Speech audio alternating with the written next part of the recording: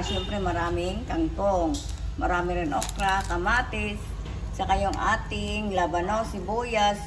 Siyempre hindi gagamit si Mapa Cooking ngayon kasi medyo mura yung ating sampalok. Para masarap talaga yung ating sinigang na baboy. Siyempre hindi mawala yung ating gabi. Siyempre yung paborito ni Mapa Cooking na patis, hindi mawala. Siyempre lagyan natin ng nor, baboy. Okay na, slice na si Mapa Cooking. Hugasan ni Mapa Cooking yung ating baboy. Papakuluan natin. Nagpakulo na ako ng water. O ngayon, lalagay na lang natin. Hugasan natin.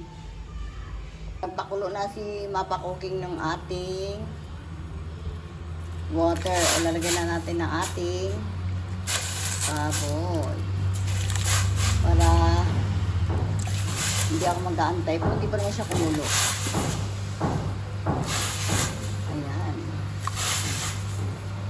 Sabayan na natin ng sibuyas at saka kamatis. O, diba? Napakasarap ng ating ulam, sinigang.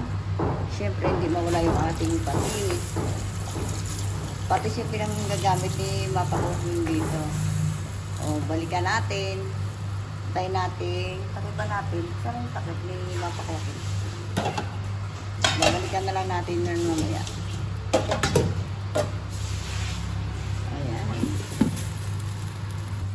Lagay na natin yung ating labanos at saka gabi. Gusto ko yung yung sinigang. Malapot yung sabaw pag nagsigang ako ng baboy. Ayan.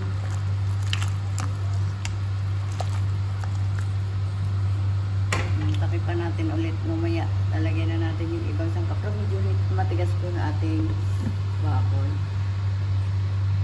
Lagyan na natin ng nor.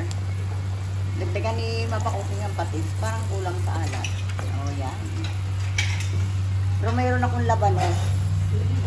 Pinuli ko yung iba. Ayan, lalagay ko na. Dalawang labanos to. Ayan. Haluin na natin. So, medyo malambot na yung ating. Ayan. Balikan na lang natin. O, juan yung tubig natin. Malaking mabayaran natin sa nawasa. O, lalagay na natin, bigayin na natin yung ating sampalok. Ayan. May ko yan, Kuya Mitch. Kapon pa yun. Ikaw din nandyan. Tanong mo sa kanila. Wala ka hindi nila nilistay.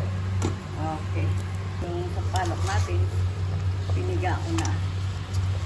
Ayan na, napakaasin yung ating sampalok. Siyempre, hindi mo kailangan, ipakuluan mo. Tapos, saka maglagay yung ating ayan, maasim na talaga yung ating sampalok. Talaga original yung ating sampalok. O, diba? Tagalin na natin, maasim na to. Ayan. Lagyan na natin yung ating kangkong. Siyempre maraming kangkong. Sabi nga, magulay. Si Mapa Cooking talaga pang nagluto. Mas maraming gulay. Yung ating sinigang. Ang sarap kasi, marami din sabaw. Tsaka yung ginamit natin, sampalok talaga ng original, hindi tayo nagamit ng. Minsan pagka wala talaga tayo mabili ng ating sampalok na bunga, mapipilitan tayo talaga sa sampalok na nor. Siyempre okay naman siya. Pero siyempre mas maganda kung makabili talaga tayo ng original na sampalok. Ang tapis pa nga. Kasi ang daming sabaw ni Mapa Cooking. Kaya parang yung alat niya. Okay na. Balikan natin. Pag naluto yung ating kangkong. Medyo kasi matigas yung kangkong. Ang okra natin sa huli. Ito na yung ating kangkong. Ito nilagay natin yung ating malupit na okra at saka yung ating sili. Bigain na lang yung kung sino may gusto ng sili. Kasi mahirap naman. Pag piniga mo na yung sili, yung mayroon ko lang ayaw na may sili. O, diba? Si Mapa Cooking naka-ready palagi sa ating sinigang. May sili na. May labuyo pa. Kasi yung apo ko, hindi makakain naman ng sinigang ngayon pag piniga ko dyan. Kaya maghihigulay tayo ng sili.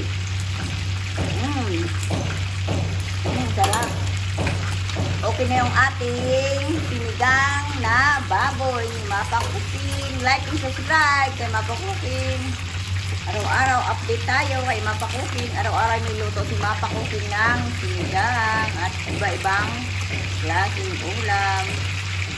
Like and subscribe. Thank you for watching.